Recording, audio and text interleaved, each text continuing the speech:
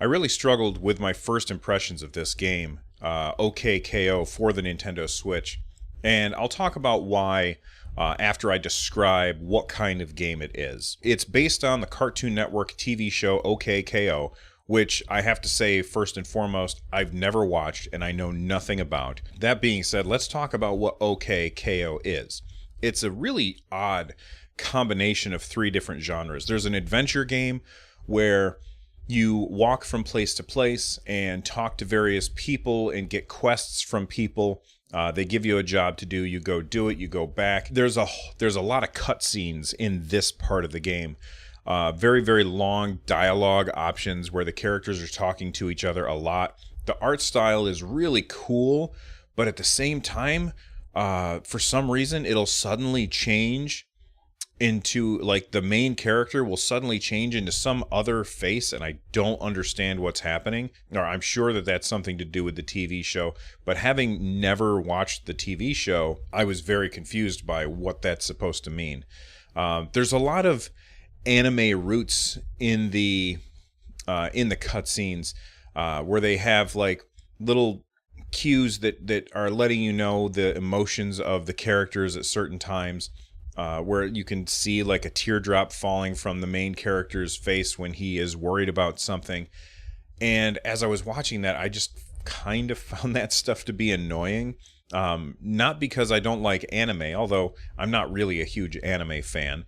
I found it to be all over the top. If I were just looking at these as drawings, I really like the art style. It's very minimalistic, and overall it looks cool. I think that the art style is really good, but then when the animation gets in there, it's kind of off-putting for me. You take that adventure game, and then you mix that with a fighting game. So when it comes to combat, it's not turn-based. It's actually a lot more like a side-scrolling brawler or a 2D fighting game like we played back in the 90s.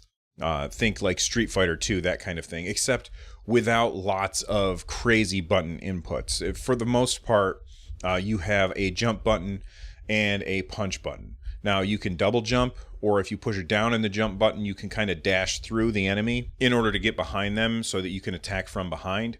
If you push down in the punch button, you will do a sliding forward kick. And if you push up in the punch button, you'll do an uppercut. All of these abilities are there to let you build up your more powerful abilities, which you don't get until a little bit later in the game, which is your X button and your Y button. Now, in order to get these, you have to get into the third genre of game that this is, and that is a collectible card game. That's basically the premise for the whole story, is that, and I'm not sure if this is how it is in the TV show, but the premise for the whole story is that there are these cards, which every character has a card, and they are heroes. And if you are powerful enough, you'll have a hero card, and you can go and buy these packages, kind of like Pokemon cards, where you open them up and you get the cards you want, or you don't get the cards you want, and you have to collect those cards. And you can collect the cards in a couple of different ways. You can go to your job at the bodega, do whatever it is that you are told to do. You get your paycheck. You can take that paycheck and go to the vending machine, buy a blind box of cards. They come out, you open up the package, and you get the cards that you want, or maybe you get duplicates, or maybe you just get what you, just some random card. It's random.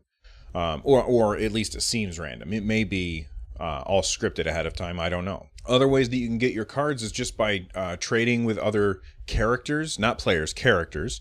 Or some characters will just give you their card and ask you to do something for them so that you can power it up.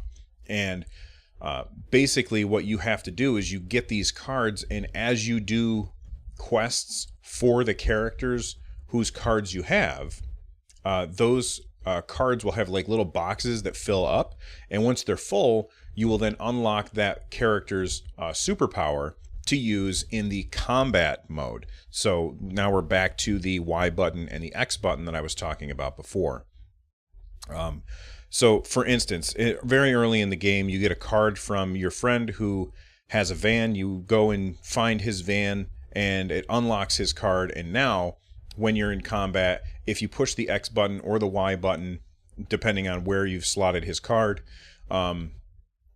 It will he'll show up and you'll have a special attack where you're shooting at the enemy instead of just punching and kicking them.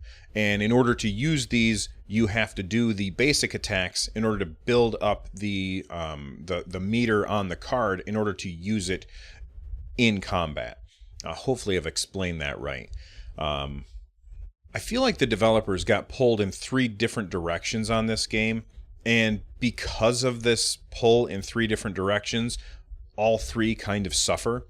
The combat is not interesting enough to me to want to continue playing it. I found the combat to be actually kind of dull, and I didn't really enjoy it.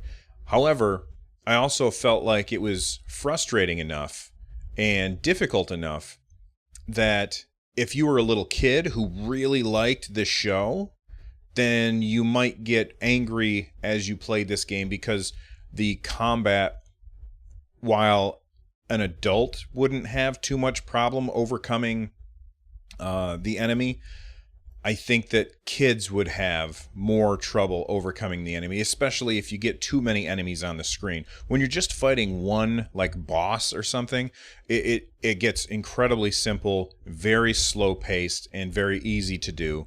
And but when you get multiple robots on the same screen, like there was this moment where I was fighting 3 robots on the same screen, and I died against them multiple times. And all I could think of was, this is a game that is definitely going to be appealing to people who like the show, and I'm assuming that's little kids. And these little kids are going to try playing this combat, and they're going to get very frustrated by it, especially early on in the game when you are fighting and you don't have any of the cards to use the Y button and the X button, and you just have to depend on your basic attacks. So I feel like the combat is too difficult for the audience, and the people who would enjoy the combat, they probably aren't the right audience for the game. And I think that juxtaposition between the 3 different types of gameplay that we're looking at here, sandwiched with extremely long cutscene after extremely long cutscene, sandwiched right between that is the kind of forgettable combat, it just wasn't fun for me. So I'm here to tell you, I'm not recommending OKKO Let's Play Heroes for the Nintendo Switch. In fact, I would say you should actively avoid it.